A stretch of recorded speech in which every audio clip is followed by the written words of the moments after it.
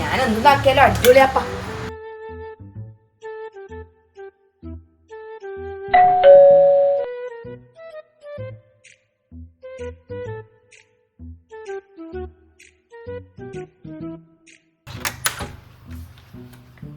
നീയാ? ആ ഞാനാണ്. ഒന്ന് എനിക്കെല്ലാം ഇങ്ങോട്ടുള്ള പെരിയെല്ലാം അറിയാ. ഇരിക്ക്. ആ എനക്ക് അറിയാണ്ടെന്നപ്പാ ഇങ്ങോട്ടല്ലോ, നമ്മളപ്പുറം തന്നെയല്ലേ, അറിയാണ്ടിക്കുവാ. എന്തായാലും നീ ഇരിക്ക്. ഇവിടെ ആളും മനുഷ്യന്മാരൊന്നും കേറി വരാത്ത വീടാണ്. നീ എങ്കും ബാ കേറി ഇരിക്ക്. അതെന്നാപ്പ മനുഷ്യന്മാര് കയറാത്ത വീട് എന്ന് പറയാൻ വേണ്ടി നിങ്ങളെല്ലാം വീട്ടില് നിക്കുന്നത്? അതെല്ലാം പറയണ്ടെക്ക് ഒരുപാട് ചരിത്രം പറയണം. എന്നാ ഇപ്പൊ പറയണ്ടേ, കുടുംബക്കാരും എൻ്റെ പുരുവനും മക്കളും എല്ലാരും എന്നെ ഒറ്റപ്പെടുത്തി, ഞാനൊരു തെറ്റും ചെയ്യാണ്ട് അന്നെ ഇങ്ങനെ കുറ്റപ്പെടുത്തിയിട്ടല്ലേ എല്ലാരും നിൽക്കട്ടപ്പ. കളിക്കുന്നവരെല്ലാം കളിക്കുന്നിടത്തോളം കാലം കളിക്കട്ടെ. ദൈവത്തിന് അർപ്പിച്ചിട്ടുണ്ട്. ഞാൻ എല്ലാം മുകളിലുള്ളതൊക്കെ ഞാൻ കൊടുത്തിട്ടുണ്ട്. ദൈവം കൊടുത്തോളൂ എല്ലാം. ഞാൻ ആരോടും ഒന്നും പറയാൻ നിൽക്കുന്നില്ല. അല്ല, നീ എന്താ ഇപ്പൊ ഇങ്ങോട്ട് വന്നേ? വെറുതെ വന്നയാ? അല്ലേ ചേച്ചി, നിങ്ങൾ 6 മാസം മുന്നേ എൻ്റെ അടുത്ത് ഒരു 10,000 ഉറുപ്പ്യ അത്യാവശ്യം ഉള്ളതെന്നിട്ട് വാങ്ങിയിട്ടില്ലേനു. അതിപ്പോ ഉണ്ടോന്ന് അറിയാൻ വേണ്ടിട്ടേനു. ഓറ് ചോദിക്കാൻ വേണ്ടി തുടങ്ങി. ഞാൻ ഓററിയാണ്ട് പൊന്ന് വെച്ചിട്ട് തന്ന പൈസയാന്ന്. എൻ്റെ പൊന്നിനിപ്പോ ഓറ് ചോദിക്കുന്നുണ്ട്, ഓർക്കെന്തോ അത്യാവശ്യത്തിന്. അത് വേഗം തന്നിട്ടുണ്ടെങ്കിലേനു, അത് ചോദിക്കാനാ ഞാൻ വന്നേ. അല്ലപ്പ ഞാൻ തന്നെ നിന്നോടത് വാങ്ങിയത്. പക്ഷെ അതെന്റെ മോന്റെ ആവശ്യത്തിന് വേണ്ടി ചോദിച്ചേനു. ഓന് കടം കയറി പോയിത്തോണ്ട് ഞാൻ ചോദിച്ചാന്ന് ഓന് വേണ്ടിയിട്ട്. നീ ഒരു കാര്യം ചെയ്യ്, നീ ഓനോട് തന്നെ ചോദിക്കും. വേഗം എങ്ങനെയെങ്കിലും എൻ്റെ പൈസ തന്നിട്ട് ഇങ്ങനെ കുഴപ്പാക്കും അവനോട്. അന്നേരം ഓൻ തരും. ഇവിടെ വന്നിട്ട് ഇപ്പൊ പറഞ്ഞിട്ടെന്നാ വേണ്ടേ? അല്ലപ്പോ നിങ്ങളല്ലേ എൻ്റെ അടുത്ത് വാങ്ങീനി. അനക്കെങ്ങനെ നിങ്ങളെ മോൻ്റെ അടുത്ത് പോയിട്ട് ചോദിക്കാൻ കഴിയാ പൈസ താന്ന്? നിങ്ങളല്ലേ എൻ്റെ അടുത്ത് വാങ്ങിയത്, നിങ്ങളല്ലേ അപ്പം ചോദിച്ചിട്ട് വാങ്ങിത്തരേണ്ടത് എനിക്ക്. ഏച്ചി തമാശ കളിക്കല്ലേ ചേച്ചി. അന്നെ കുടുംബത്തിനെ പുറത്താക്കൂ. എൻ്റെ കെട്ടിയോനെ നിങ്ങൾക്ക് അറിയാലോ, മൂപ്പർക്ക് ദേഷ്യം വന്നാൽ എന്നെ ഉറപ്പായിട്ടും എന്നെ കബറിലേക്ക് എടുക്കൂ. അത്ര പ്രശ്നക്കാരനാണെങ്കിൽ നീ കേസ് കൊടുക്കണോ? അവൻ്റെ പേരിൽ കേസ് കൊടുക്ക്. അതാ നീ ചെയ്യണ്ടേ. നിന്നെ തൊടാൻ വിടരുത്. തൊട്ടിന്റെ അപ്പടെ കേസ് കൊടുക്കണം. നിങ്ങളെ കേസും വക്കാണത്തിനൊന്നും നിൽക്കാനൊന്നും എനക്ക് നേരമില്ല. എനക്ക് എൻ്റെ പൈസ കിട്ടിയാൽ മതി. നിങ്ങൾ എൻ്റെ പൈസ ഒന്ന് നിങ്ങളെ മോൻ്റെ അടുത്ത് പറഞ്ഞിട്ട് ഒന്ന് വാങ്ങിത്താ. നിങ്ങളെ മോനിവിടെ ആത്തുണ്ടെങ്കിൽ ഇങ്ങോട്ട് വിളിക്ക്, ഞാൻ ചോദിക്കാം. എന്നാ പിന്നെ ഓന് ഇടിയൊന്നല്ല, ഓൻ ഗൾഫിലല്ലേ. പിന്നെ ആരെ എന്നെല്ലാം ബ്ലോക്കാക്കി? എന്നെല്ലാം ബ്ലോക്കാക്കിയിട്ട് എത്ര കാലായി? ഇവിടുത്തെ എൻ്റെ പുരുവ എല്ലാം എൻ്റെ മക്കളെയും അന്യ നാട്ടുകാരെയും വീട്ടുകാരും എല്ലാം എന്നെ അപ്പുറപ്പുറം പറഞ്ഞിട്ട് എന്നെ കണ്ടുവിടാണ്ടാക്കിനി. ഒരാൾ തിരിഞ്ഞു നോക്കല്ലേ ഇപ്പം എന്നെ. അല്ല, അതിനെല്ലാം ഇവർ അനുഭവിക്കും. ഓൻ 24 മണിക്കൂറും വണ്ടിയിലല്ല, ഓൻ വണ്ടി അടിച്ച് ചാവും. ഇവിടെയുള്ള പുരുവൻ ഓട്ടർഷ കയറി ലോറി കയറി ചാവും. ഒരെണ്ണം ഗതി പിടിക്കൂല. എൻ്റെ മോളെത്തിയില്ലേ, ഓളൊന്നും ഒരു കാലത്തും ഗതി പിടിക്കൂല. കണ്ടോ നീ? ഇതെല്ലാം എൻ്റെ മുന്നിൽ നിന്ന് അരകിച്ച് ചാകുന്ന നീ കണ്ടോ? അല്ലേ ചേച്ചി, നിങ്ങളെ മക്കളല്ലേ അത്, ഭർത്താവല്ലേ. നിങ്ങളിങ്ങനെല്ലാം പറയാൻ പറ്റുമോ? അങ്ങനെയല്ലോ. എൻ്റെ കെട്ടിയവനെ പോലും ഞാനിങ്ങനെയൊന്നും പറയാനൊന്നുമില്ല. ഞാൻ അവരെ മുഖം കറുപ്പിച്ച് നോക്കല് കൂടിയില്ല. ഓ, നിങ്ങളെ സമ്മതിക്കണം. പിന്നെ എങ്ങനെ പറയാണ്ട്? ഞാനൊരാൾക്ക് ചോറ് കൊടുത്ത ബന്ധേ ഉള്ളൂ. ആ അന്യും അനിയും കൊണ്ട് ഇനി ഈ നാട്ടിൽ ആരും ഒന്നും പറയാൻ ബാക്കിയില്ല. ഇതെല്ലാം ഇവരെ അനുഭവിക്കൂ, ദൈവം കൊടുക്കൂ. കണ്ടോ? അല്ലാണ്ട് കയ്യിലിരിപ്പോണ്ടല്ലോ അല്ലേ നിങ്ങളെ. നീ എന്തെങ്കിലും പറഞ്ഞു ഇപ്പൊ? ഏയ് ഇല്ല ഇല്ല.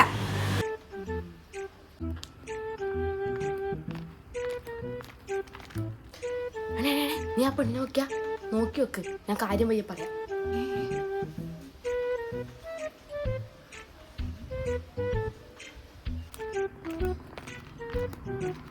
എല്ലപ്പാ, ഇത് നമ്മളെ രേണുവേച്ചിന്റെ മോളല്ലേ, മറ്റേ ആ യൂട്യൂബ് ചാനലെല്ലാം നടത്തുന്ന കുട്ടി അല്ലേ? ആ അതന്നെ എന്നോട് പറയാൻ പോന്ന്. ഓളിട്ട കുപ്പായം കണ്ട? ഇത് ഇന്നല്ല, ഇത് വേറൊരു ദിവസോ.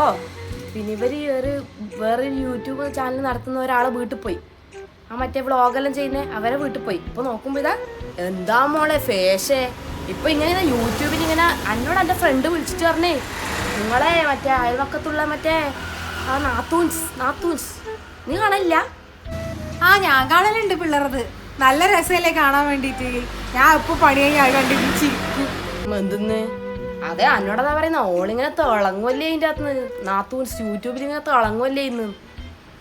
ഇത്ര ഉള്ളതാ എന്തൊരു ഫാഷൻ, ഇത്ര ഉള്ള ഇവിടെ പുറമെല്ലാം ഷോൾഡറെല്ലാം ഫുള്ള് കാണിച്ച്.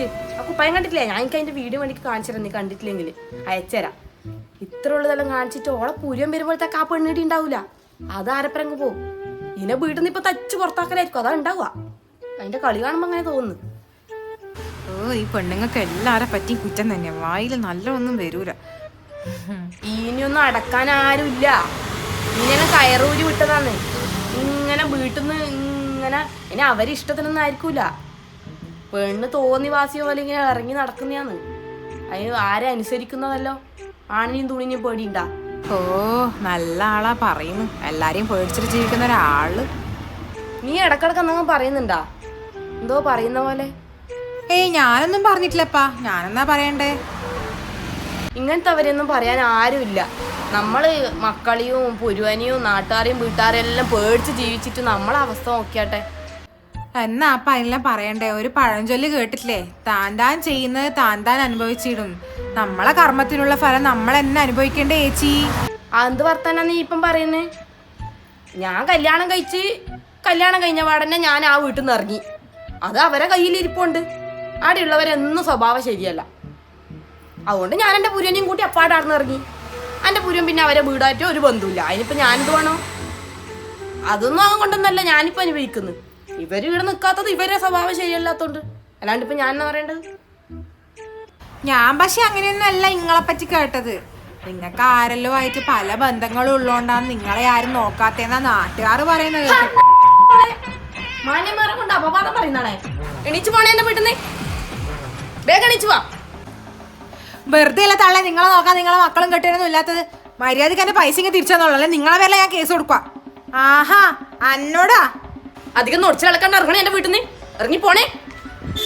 നിങ്ങളിടുന്ന് ഒരാൾ തിരിഞ്ഞാക്കാണ്ട് കുടിവെള്ളം കിട്ടാണ്ട് ചാവും തള്ളയായിരുന്നു. നോക്കിക്കോ തള്ളേ, ഇറങ്ങി പോണേ എൻ്റെ വീട്ടിൽ നിന്ന്. എൻ്റെ പറമ്പത്ത് കാലൊത്തി പറ, എന്റെ പൈസ തരാൻ എനിക്ക് സമ്മതമില്ല. നീ പോയി കേസ് കൊടുക്കണേ. പോതള്ളേ.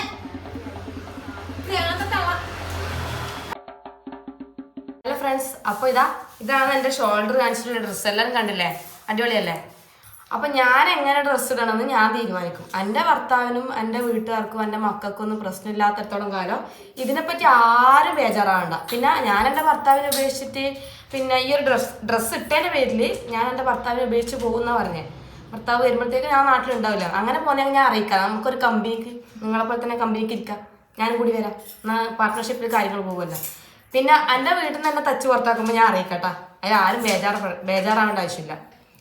പിന്നെ വേറൊരു കാര്യം, നമ്മൾ ഈ വീഡിയോയിൽ പറഞ്ഞത് ചില വ്യക്തികളല്ല, ഒരു വ്യക്തി നമ്മളെ പറ്റിയിട്ട് എല്ലാവരോടും പറഞ്ഞു നടക്കുന്ന കാര്യമാണ് നമ്മൾ ഈ വീഡിയോയില് ചെയ്തിട്ടുള്ളത്. പൊതുവെ നമ്മൾ ഇങ്ങനത്തെ കാര്യത്തിൽ ഇടപെടില്ല. എന്നുവെച്ചാൽ ഈ എല്ലാ പട്ടീനെയും കല്ലെടുത്ത് പറഞ്ഞു കഴിഞ്ഞാൽ നമുക്ക് എത്തുന്ന സ്ഥലത്ത് എത്താൻ കഴിയാന്നാ പറയില്ല. പിന്നെ ഇത് പിന്നെ പറഞ്ഞേ പറ്റൂ. പുണ്യ വന്ന ഒരു ഭയങ്കര പുണ്യമായ സ്വഭാവമുള്ള ഒരു വ്യക്തിയെ കൂട്ടിലെല്ലാം വെക്കാൻ പറ്റിയൊരു വ്യക്തിയാണ്. അപ്പൊ അതുകൊണ്ട് നമ്മൾ പറയുന്നതാണ്. അപ്പൊ ആ വ്യക്തി നമ്മളെ പറ്റി പറഞ്ഞതിനെല്ലാം നമ്മളെ കയ്യിൽ തെളിവുണ്ട്. അപ്പൊ ആ വ്യക്തി അറിയാൻ വേണ്ടിയിട്ട് പറയുന്നതാണ്.